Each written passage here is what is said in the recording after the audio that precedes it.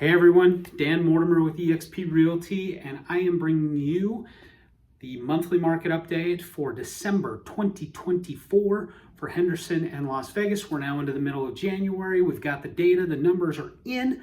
So let's go ahead and dive in. This is going to be a little bit different from the weekly market updates that I do, just to kind of let you know what's going on for the last month of 2024. We're now well into 2025. So let's dive in. First, median sales price. We'll start with the single family homes. The median sale price for a single family home in Henderson and Las Vegas last December 2024 was $475,000. Now, comparing that to the numbers in 2023, that's actually a 5.6% increase year over year. But when you compare it to November of 2024, it was down about 1%. So just a little bit down there. But 5.6% year over year increase. Now, looking at the condos and townhomes, the median sale price for a condo townhome in Henderson and Las Vegas was $290,000. That is 0.6% higher than last year, December 2023, but it's 3.7% lower than what we saw in November. So a little bit of a drop. Some of that is just the lacking sales, not as much activity going on in December. Jumping into the closed sales, the number of transactions in December 2024, we had 1,811 single family homes that closed. That is a 19.3% increase from December 2023, big jump. And even from November of 2024, the previous month, that's a 10% increase. So year over year was way up 19.3%, and month over month was 10% higher. Now, as far as condos and townhomes go, there were 466 sales of condos and townhomes in December of 2024. That's only about 0.6% higher than what we saw last year. So a very small increase year over year, but the month over month was down 2.1%. Now, jumping into the new listings, there were 1,754 new single family home listings that hit the market in December.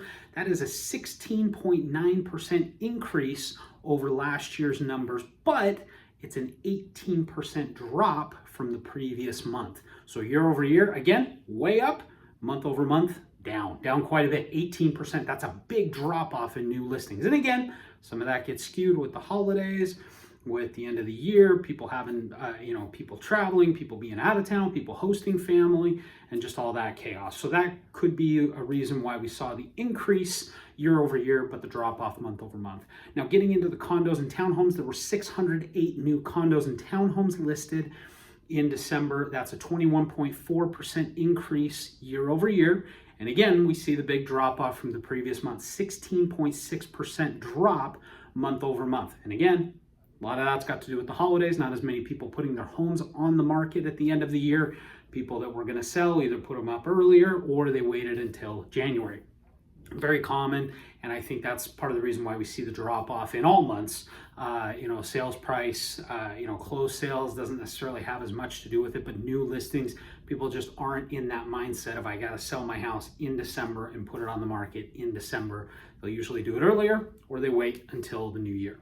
So as far as the number of sold transactions, we had 613 closings that were cash, buyer purchase with cash, 1,043 properties sold with conventional financing, another 439 that sold with FHA financing, and then another 184 that were sold with VA financing. So kind of a wide variety, still seeing the majority of buyers getting financing, getting a loan on their property, but we still have a decent amount of cash transactions as well. You're talking about 40% of the transactions were cash.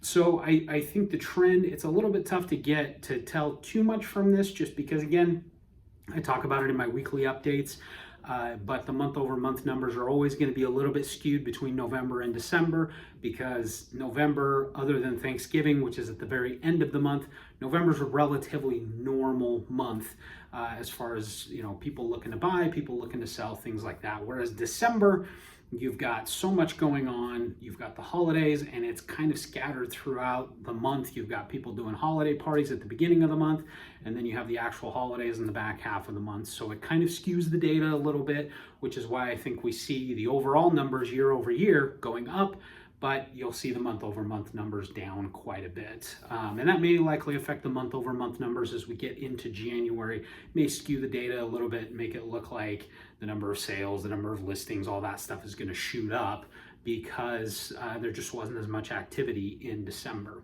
So, but it's interesting to see. We're still seeing prices hold very strong.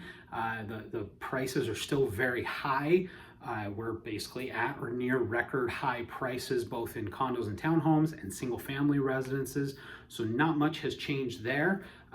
Nationwide, we're seeing kind of the same thing. It's really, I think people have been skewed so much by how this real estate market has been here in Henderson and Las Vegas, how it's been for the last few years, 2020, 2021, and even parts of 2022. It was just so frantic and so crazy, and we just had no inventory, and buyers were doing whatever they could to get into a home, waiving contingencies, going above on price, covering all their fees, paying well above appraised value, just all kinds of crazy stuff. And so now that we're kind of back down to earth a little bit, this is going off of the numbers. This is a balanced market. It means that there's about 5-6 months worth of inventory or less. And, we're not necessarily seeing the number of homes coming on the market significantly outpacing the number of properties going under contract, or vice versa. It's really balanced. There are a lot of sellers that are holding. They're not in a rush. They're putting their property up. They're waiting for the right buyer to come through. And for buyers, a lot of buyers are having to make decisions between, does it make sense for us to rent for another year? Does it make sense for us to stay in our place for another year, whether you own or you rent? Does it make sense to upsize, downsize, whatever it may be? I heard an interesting tidbit in an interview that I listened to today, and it was actually the CEO of my brokerage, eXp Realty, Leo Pareja. And one of the things that he mentioned, and I kind of reiterated this in my weekly market update that I did just earlier this week, but one of the things that he mentioned is so many people get fixated on interest rates and prices and this and that and the other, and he made the point that no one really wakes up and says, okay, the interest rates are perfect, let's buy a house. That's just not how our lives work. Unless you're an investor that's flipping homes or buying stuff for long-term appreciation, you're buying or selling your home because something happened. Something happened in your life. Either you're expanding, you have kids, you get married, you get a new job, you get divorced, you have a death in the family, you lose a job.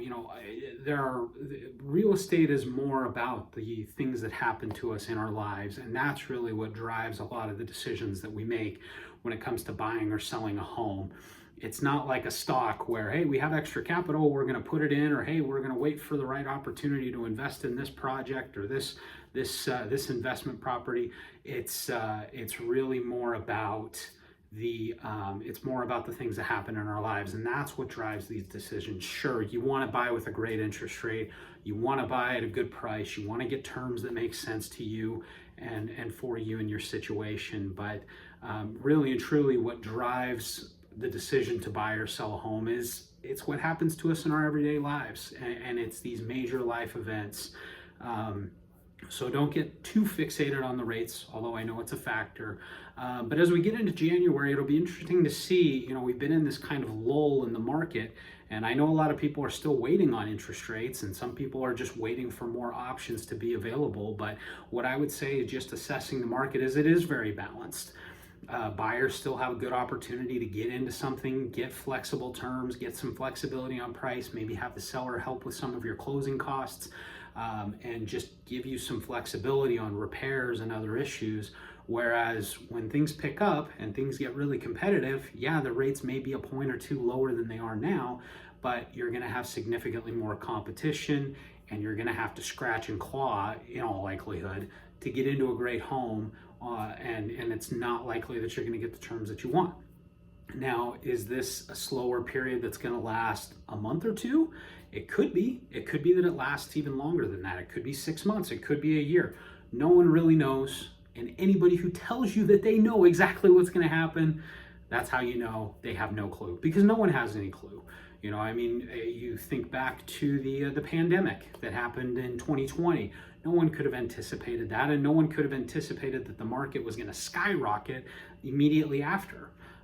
You know, and the same thing with these wildfires that are happening in Los Angeles, which are horrible and tragic, and we're really thinking and trying to do everything we can to help people who have been displaced and had their lives flipped upside down. But I only say that to just reiterate the point that nobody knows. Nobody knows what tomorrow brings. No one knows exactly what's going to happen with the market.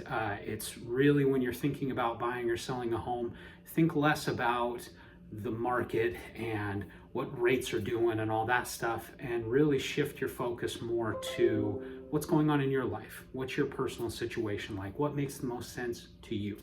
And use that as your guiding compass. Don't necessarily listen to what's going on with the Fed and all this other stuff, or what some schlub on YouTube is talking about.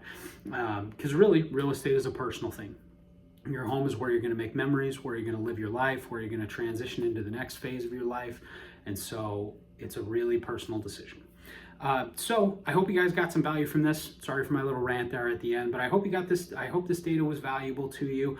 I would encourage you, there are two ways that you can support this channel if you found this content valuable, which I hope it was. The first way that you can support this channel is I'll put a link in the description of this video. You can set up a one-on-one meeting with me just to go over your goals, go over your situation, and we'll put a game plan in place to help you with whatever your real estate goals are: buying, selling, renting, getting in town, getting out of town, whatever that may be. There's no cost, no obligation or anything like that, but it's just kind of a hassle-free way for you to interact with a real estate professional and help you get on the right track, give you some guidance that might help you down the road. The other way that you can support this channel is the easiest. There's a subscribe button on my channel. It allows you to get access to new videos as I post them, so you're always up to date on the latest content, market updates. I try to do lifestyle videos, property walkthrough videos, talk about news and things that are going on that affect real estate here in Henderson and Las Vegas. So I appreciate you guys watching. Thank you so much. I will see you at the next one.